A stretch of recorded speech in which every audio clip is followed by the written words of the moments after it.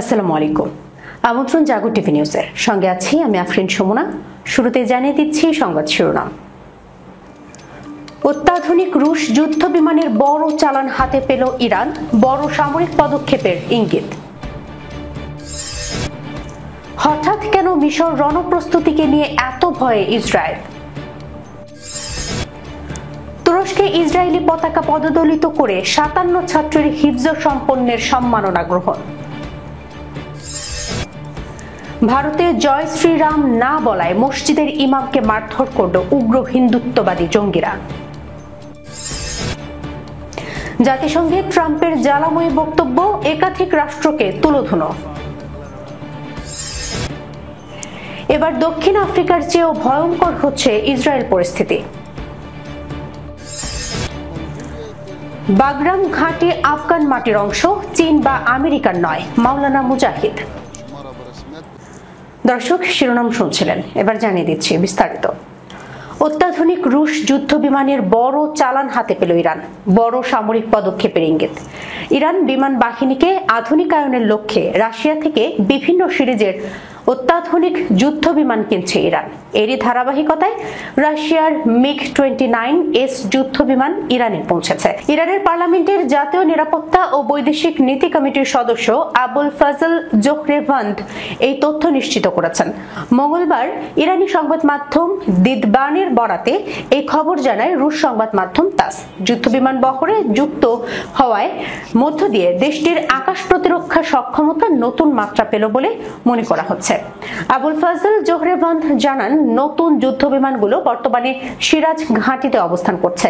তিনি MiG-29S কে স্বল্প মেয়াদী সমাধান হিসেবে উল্লেখ করে বলেন, তেহরান আরো উন্নত রুশ Su-35 যুদ্ধ বিমান পাওয়ার অপেক্ষায় রয়েছে। তিনি আরো জানান, যুদ্ধ বিমান ছাড়াও ইরান উল্লেখযোগ্য সংখ্যায় রাশিয়ার S-400 ও চীনের HQ-9 আকাশ প্রতিরক্ষা ব্যবস্থা হাতে পেতে যাচ্ছে। এজন্য যাবতীয় তৎপরতা প্রক্রিয়াধীন রয়েছে। তাসের প্রতিবেদনে বলা হয়, এসব বিষয়ে মন্তব্য করতে অস্বীকৃতি জানিয়েছেন রুশ প্রেসিডেন্ট মুখপাত্র দিমিত্রি পেসকভ। এর আগে চলতি বছরের ২৭ জানুয়ারি ইরানি সশস্ত্র বাহিনীর খাতাম আল আম্বিয়া কেন্দ্রীয় সদর দপ্তরের ডেপুটি চিফ অফ স্টাফ এবং IRGC general Ali সাদমানি Russian Su-35 যুদ্ধ বিমান অধিগ্রহণের ঘোষণা দেন। মধ্যপ্রাচ্যের সাম্প্রতিক উত্তেজনা ও অপারেশন রাইজিং লায়ন এর পর তেহরানের সামরিক সক্ষমতা জোরদারের এই প্রচেষ্টা আন্তর্জাতিক মহলের নজর কাড়ছে। রুশ ও চীনা সামরিক সরঞ্জামের ধারাবাহিক এই আগমন ইরানের প্রতিরক্ষা কাঠামোতে এক নতুন অধ্যায়ের সূচনার ইঙ্গিত দিচ্ছে। হঠাৎ মিশরের ভয়ে ত্রাহি অবস্থা ইসরায়েলের সঙ্গে মিশরের উত্তেজনার সূত্রপাত গাজা থেকে ফিলিস্তিনিদের জোরপূর্বক উচ্ছেদকে কেন্দ্র করে। গাজায় ইসরায়েলের সামরিক অভিযান শুরুর পর থেকেই মিশর আশঙ্কা করছে যে ইসরায়েল ফিলিস্তিনিদেরকে জোরপূর্বক সিনাইয়ে স্থানান্তরিত করতে পারে। মিশর এই পদক্ষেপকে জাতিগত নির্মূলের চেষ্টা হিসেবে দেখে এবং এটি তাদের জন্য সবচেয়ে বড় রেড লাইন। মিশর বারবার ইসরায়েলকে এই বিষয়ে সতর্ক করে আসছে। মিশরের আশঙ্কা, এই স্থানচ্যুতি শুধু মানবিক সংকটই তৈরি করবে না, বরং তাদের জন্য নতুন নিরাপত্তা ঝুঁকিও তৈরি করবে। ইসরায়েলি কর্মকর্তারা অভিযোগ করে আসছেন যে মিশর সিনাই উপদ্বীপে সামরিক শক্তি বৃদ্ধি করেছে, যা 1979 সালের শান্তি চুক্তির লঙ্ঘন। এই চুক্তিতে সিনাইয়ে সামরিক বাহিনীর উপস্থিতি সীমিত রাখার শর্ত ছিল। ইসরায়েলের দাবি, মিশর সিনাই উপদ্বীপে এমন কিছু সামরিক অবকাঠামো তৈরি করছে যা চুক্তিতে অনুমোদিত নয়। এর মধ্যে রয়েছে যুদ্ধ বিমানের জন্য রানওয়ে সম্প্রসারণ এবং ক্ষেপণাস্ত্র মজুদের জন্য ভূগর্ভস্থ স্থাপনা নির্মাণ। ইসরায়েলি সংবাদ মাধ্যমের প্রতিবেদনে বলা হয়েছে, মিশর সিনাইয়ে চীনের তৈরি উন্নত মানের SQ-9B দূরপাল্লার বিমান প্রতিরক্ষা ব্যবস্থা মোতায়েন করেছে। এই ব্যবস্থা ৩০০ কিলোমিটার পর্যন্ত দূরত্বে বিমান, ড্রোন এবং ক্ষেপণাস্ত্র প্রতিহত করতে সক্ষম। ইসরায়েল এটিকে তাদের জন্য একটি বড় হুমকি হিসেবে দেখছে। এমন পরিস্থিতিতে ইসরায়েল আতঙ্কিত হয়ে পড়েছে। ইসরায়েলের প্রধানমন্ত্রী বেনিয়ামিন নেতানিয়াহু আমেরিকাকে অনুরোধ করেছেন যেন তারা মিশরের উপর চাপ প্রয়োগ করে সামরিক শক্তি বৃদ্ধি বন্ধ করতে পারে। সম্প্রতি মার্কিন পররাষ্ট্রমন্ত্রী মার্ক রুবিও ইসরায়েল সফরে গেলে নেতানিয়াহু মিশরের বিরুদ্ধে অভিযোগ জানান। তবে ইসরায়েলের উদ্বেগ প্রত্যাখ্যান প্রত্যাখ্যান করেছে মিশর। ইসরায়েলের কর্মকাণ্ডের তীব্র সমালোচনা করেছে কায়রো। মিশরীয় president Abdul Fattah al CC ইসরায়েলকে শত্রু হিসেবেই আখ্যায়িত করেছেন। তিনি সতর্ক করে বলেছেন, মিশরের ভূখণ্ডে যে কোনো ইসরায়েলি আক্রমণকে যুদ্ধ ঘোষণা হিসেবে গণ্য করা হবে।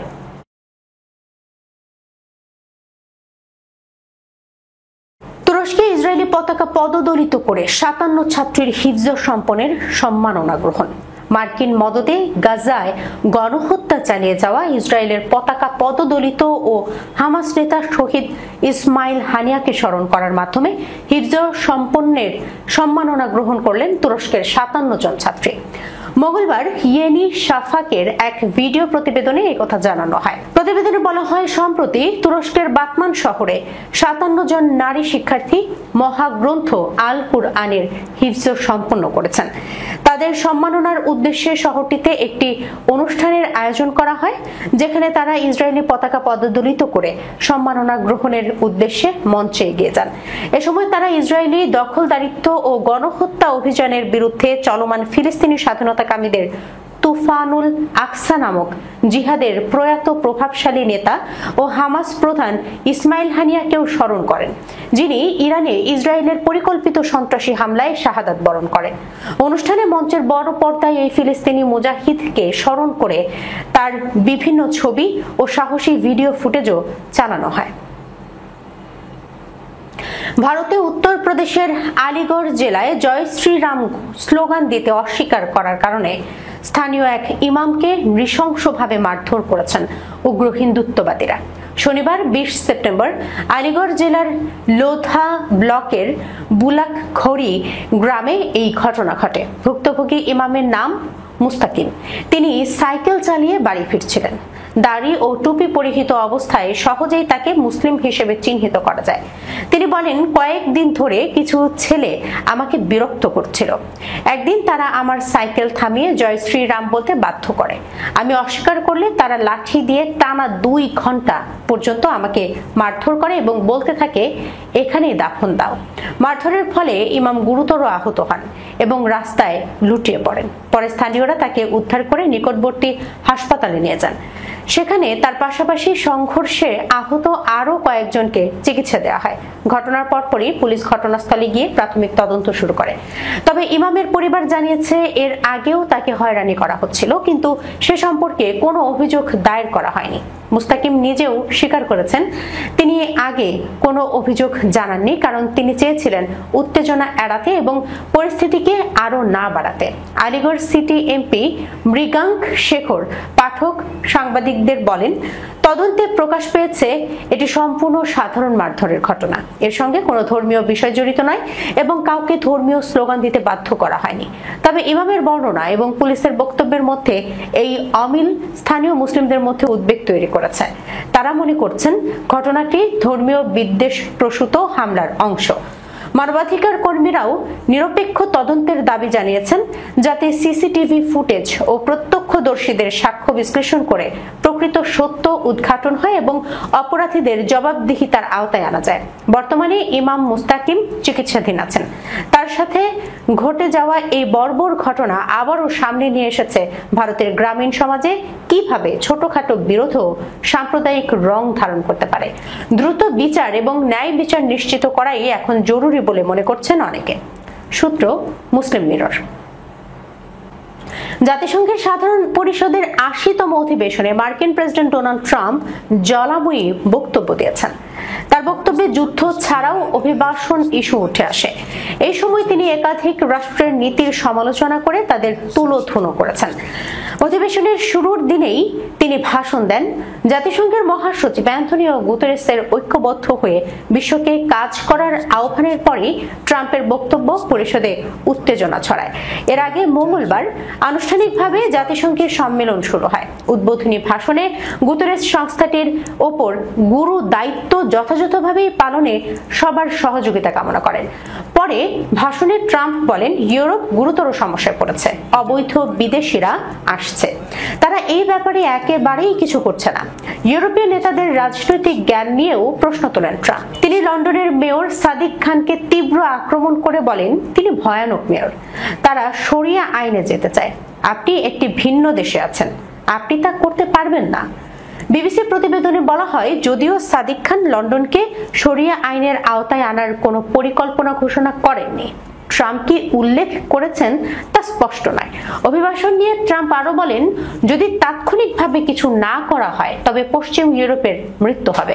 মার্কিন প্রেসিডেন্ট জার্মানি, গ্রিস এবং সুইজারল্যান্ডের নাম উল্লেখ করে ইউরোপীয় দেশগুলোর সমালোচনা করেন। ট্রাম্পের মতে বেশ কয়েকটি দেশ সীমান্ত উন্মুক্ত করে পরীক্ষা করছে, যদিও এই সব দেশের কঠোর অভিবাসন আইন রয়েছে। তিনি বলেন, তোমাদের দেশগুলো নরকে যাচ্ছে। আমরা সীমান্ত অতিক্রমকারী সবাইকে আটক, নির্বাসন শুরু করার অবৈধ অভিবাসীদের বিরুদ্ধে আরো সাহসী পদক্ষেপ নিয়েছে।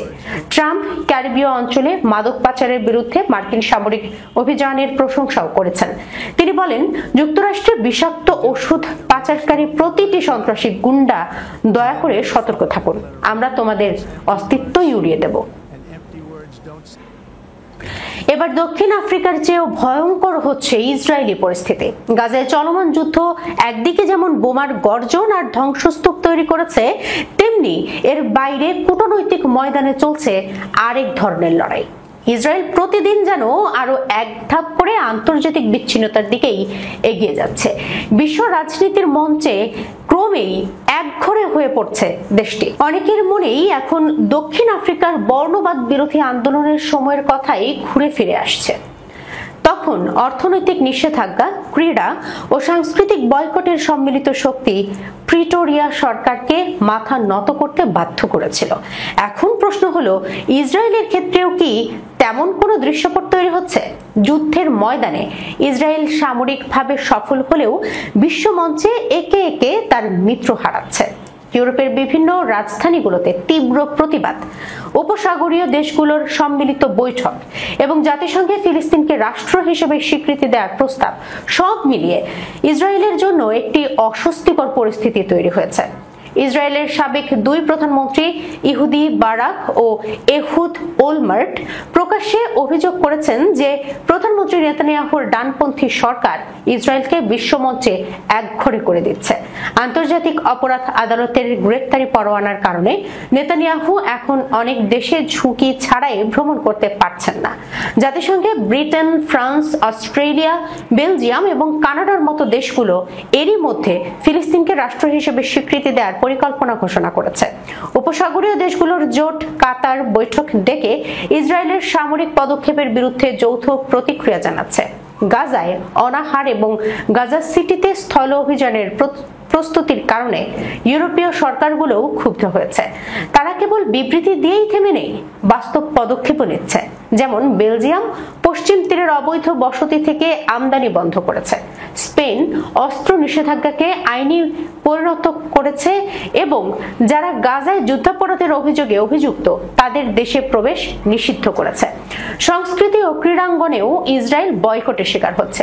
বিভিন্ন ক্রীড়া আসরে বিক্ষোভের কারণে ম্যাচ বাতিল হয়েছে এবং কিছু খেলোয়াড় ইসরায়েলি পতাকা বহনের অনুমতি না পাওয়ায় সরে দাঁড়িয়েছেন। অর্থনৈতিক চাপও বাড়ছে।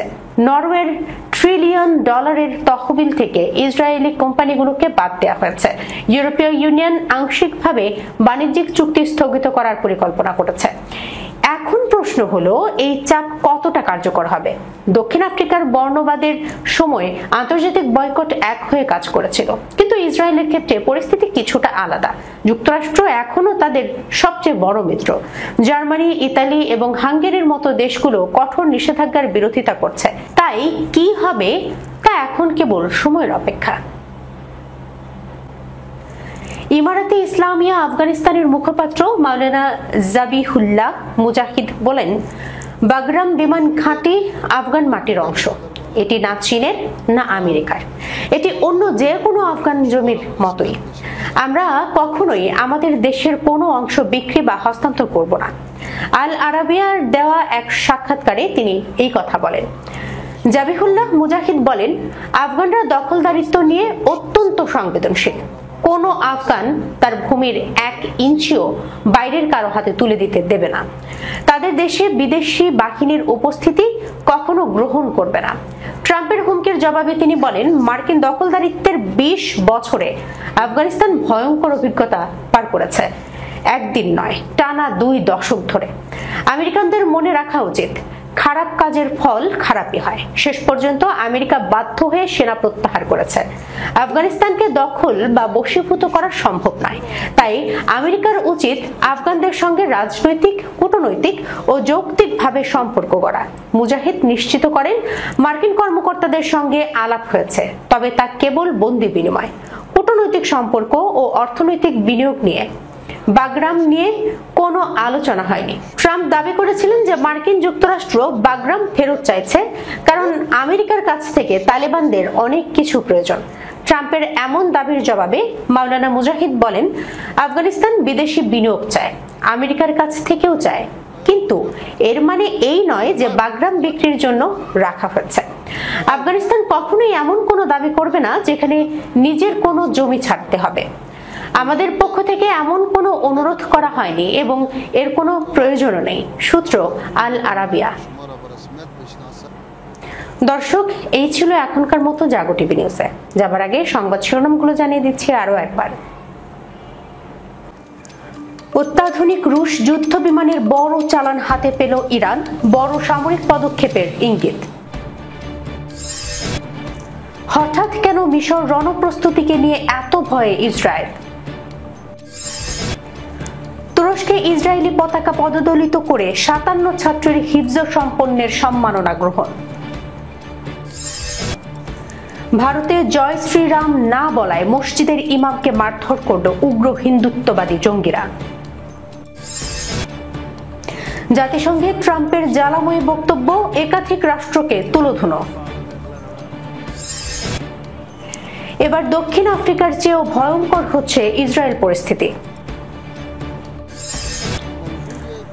বাগরাম ঘাঁটি আফগান মাটির অংশ, চীন বা আমেরিকার নয়, মাওলানা মুজাহিদ। এখনকার মতো এই পর্যন্তই। এতক্ষণ পর্যন্ত যারা সঙ্গে ছিলেন সবাইকে অসংখ্য ধন্যবাদ। আল্লাহ হাফেজ।